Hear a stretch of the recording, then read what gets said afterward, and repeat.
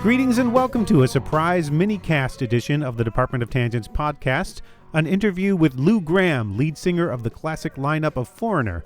I'm your host, Nick Zano. I know I've said this podcast is on hiatus for the year, and technically it is. I'm developing new ideas both for the Department of Tangents podcast and some new podcast projects. But this interview came through after I made that decision, and it has a bit of a special meaning for me as I get ready to head back home to Bloomfield, New York for the holidays later today. Bloomfield is just outside of Rochester, one of the most hardcore classic rock cities in the nation. Foreigner was a staple on local radio there when I was a young fellow, and at least in part because Gramm is from there. And as I found out in this interview, Gramm still lives there with his family. The occasion for the interview is the release of a new Foreigner live album, Double Vision Then and Now, a CD and DVD combo that includes the current lineup of the band, plus a reunion of the original members, Gramm, Mick Jones, Al Greenwood, Dennis Elliott, Ian McDonald, and Rick Wills. The album was released November 15th, and I hope you can head out to a local brick-and-mortar record store to pick it up. If you're in Rochester, you can try the Record Archive or House of Guitars or the Bop Shop, and I just might see you there this week. Gramm was supposed to join the band again for some dates, but had to bow out due to illness. He says he's fully mended now and hopes to get another chance to do that in 2020. He's also got some new music of his own, which he says harkens back to his days in Black Sheep, his band before Foreigner. We talked about what it felt like to be on stage with the original members and the current members of the band, all at once. They called it Super Foreigner on the show. And I get to debunk at least one story told to me by a schoolmate from high school about meeting Gramm on the Canandaigua Pier years ago. Watching the video footage of the show, I was surprised how many of the songs I could sing along with, how many I remembered hearing on my old stereo in my room on WCMF, which broadcast from Rochester. And I surprised myself in the interview by how much of a fanboy I became. I was not expecting that from myself.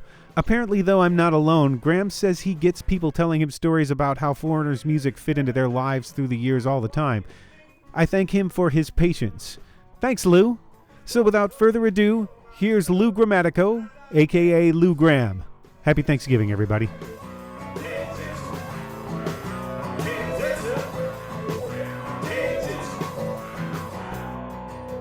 So I don't know if you like to hear this kind of thing, but I grew up listening to Foreigner in a small town just outside of Rochester on WCMF radio.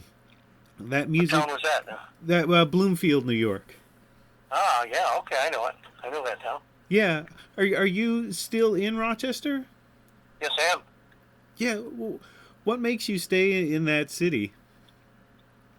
I wanted to make sure my kids knew their grandparents and their extended family, and I was living outside of New York City, which I needed to do when Foreigner first started, because I had to be available to record and rehearse and all that stuff. But you know, after 8 or 10 years of doing that, I didn't need to be so close anymore. So I took my family and moved home. Well, that's great. It's such a classic rock town. Yes, it is. As well. I remember growing up, there would always be, somebody would always have some story about how they met you. Like, no, man, he was on the Canandaigua Pier in his limo just hanging out. And, and so I have to ask, how often did you hang out at the Canandaigua Pier? In a limo. I don't think I was ever there. Right, yeah. That's what I thought. And now when I go home, I'm going to find that guy. And all right, Steve, you tell him what it is. Yeah. So, one of my favorite songs that always brings a smile whenever I hear it, whenever I hear the words, he drives a 57 coupe, walks with a stoop, and swears James Dean isn't dead. That sort of, that brings that's a fun song, boy. Yeah, it sort of brings me back home. That's my favorite song of yours. Oh, thank you. And I feel that's cool. That's real no frills, you know. Yeah, Does that song still does a lot of this music still feel fresh to you when you go back to it? Well, when I listen to it, you hear the hits all the time, but songs like that you don't hear very often. So if it comes up on the radio or something, it sounds brand new. Yeah, well, that's another unique thing about Rochester is a lot of the songs that weren't necessarily singles. There's a lot of deep cuts that they Deep play. grooves, yes, yes, yep. So when I mention that's my favorite Foreigner song to people, sometimes they don't really know it as much as the others. Yeah, yeah. They would know it more in Rochester for sure. Yeah, you know, Or Red on the Red Line too. Lake Avenue. yeah, that's another one that people that was almost like a little secret. Like when people figured out, man, hey, that's the Lake Avenue in Rochester. People That's right. That's right. would clue you into that. And you're like, oh man, that's on the radio. It seems such a big thing. like an inside thing just for the Rochester people. Yeah, yeah, and I feel like that. I feel like you living in Rochester is like a football player from a Super Bowl winning team staying in that town. Like there's got to be an appreciation for you there more so than maybe a lot of other places.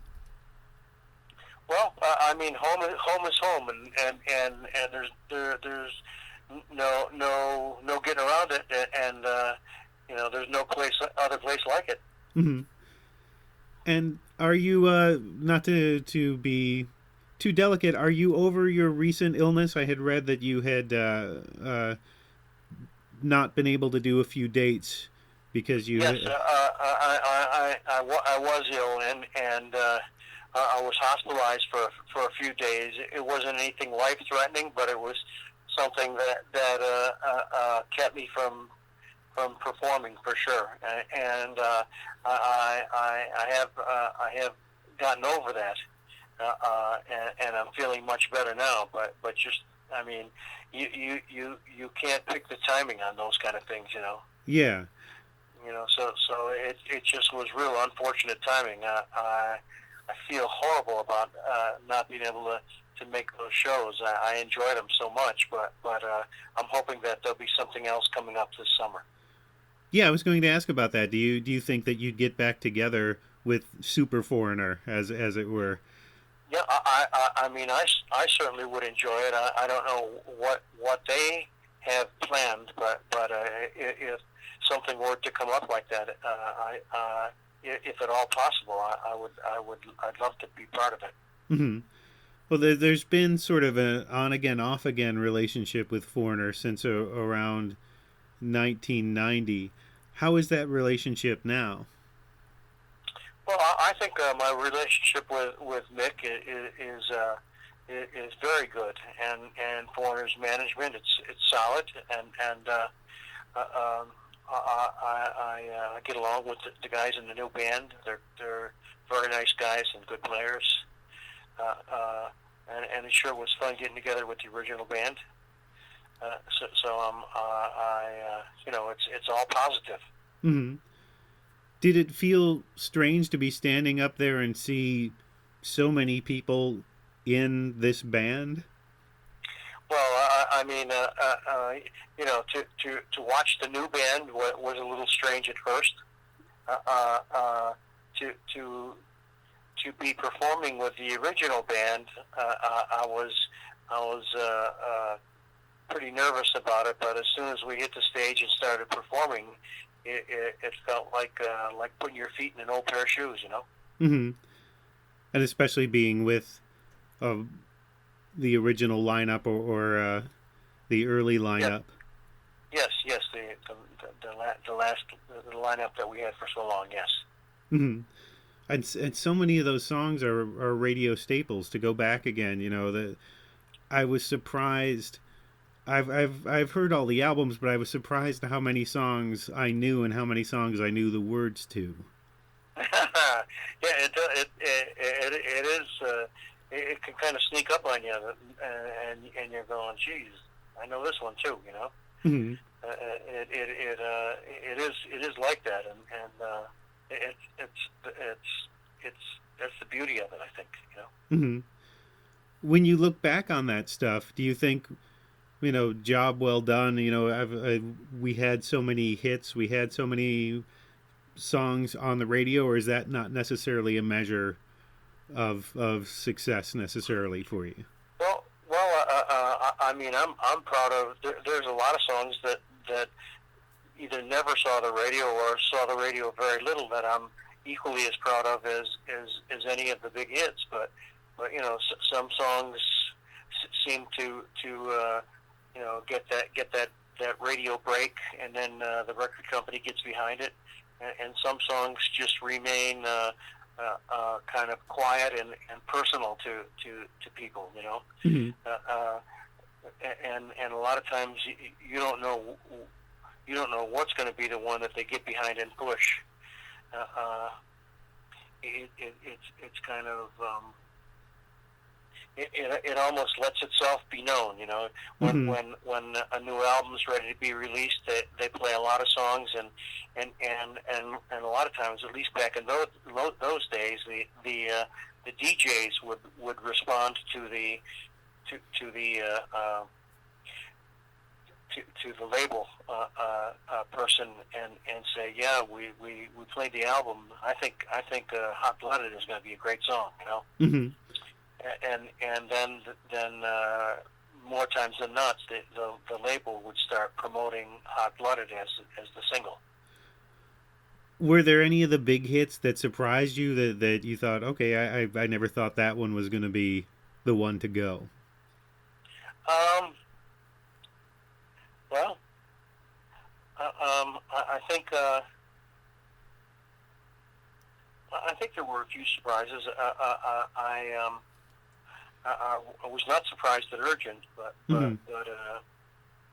I was surprised at that was Yesterday a little bit, because I think there were rockier songs on that album that were a little more obvious Mm-hmm. as a single, anyways. And Urgent was kind of a mid-tempo, not a ballad, but not exactly a crashing rocker either. It was kind of in between, you know. Mm-hmm. And when the record company more or less was pushing that to be the first single, I had my doubts. Mm-hmm. And it ended up being a very successful single, and got airplay around the world. So sometimes you just got to let these people do their job. What song? And get out of the way.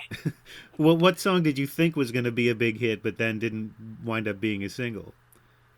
Well, I thought Jukebox Hero would have been a great single, but they did Urgent and a couple, 2 or 3 other songs, Waiting for a Girl, and then the fourth single was Jukebox Hero, and by then it had been played so much as an AOR song that it didn't do well as a single. It was played out, you know. Mm-hmm. Well, that's a song too. And there are some of these songs that I think have very particular memories for people. Like some of these songs, remind me of being in a skating rink in Victor, New York. Outside and having that played there. Do you get a lot of people's stories about where these songs fit in their lives? Oh yeah. Oh yes, definitely. You know, people. Whether I'm doing interviews or signing things or something, people really want to tell me about their moments with my music, whether it was used as a wedding or song for a wedding, or whether that was the first song that they danced to with their current girlfriend, or there's a lot of different things that the songs became a backdrop for, Mm-hmm. and people are very anxious to tell me about it, you know, and I don't get tired of hearing about it, because I think that those songs can have really a great meaning in a lot of different ways. Is when you were making this music, is that the effect you thought you were having? Is that where you thought the music fit into people's lives? Well, we weren't trying to get. It's dangerous. I think it's dangerous to get specific. I think if people react or it strikes a chord with them someplace, whether it's their heart or other parts of their body, that either one's okay with me, as long as it works. And we've been incredibly fortunate over the years to have that swing both ways. Mm-hmm. The sound of the band changed over the course of its lifetime, and I went back and listened to some of the earlier stuff, and I was surprised that there was as strong as sort of a progressive rock element in some of that stuff. Well, a lot of that was Ian McDonald, who played with King Crimson. Right. He had that element in his playing, and we encouraged him to let that shine, Mm-hmm. Just to give us a little different flavor. And I thought that was terrific. But at some point, just before Foreigner 4, is when we stripped the band down to just 4 people, and then it became for the next couple albums, it became I think the songs were still excellent, but I think that the quartet Foreigner was a very, very hard-edged rock band, mm-hmm.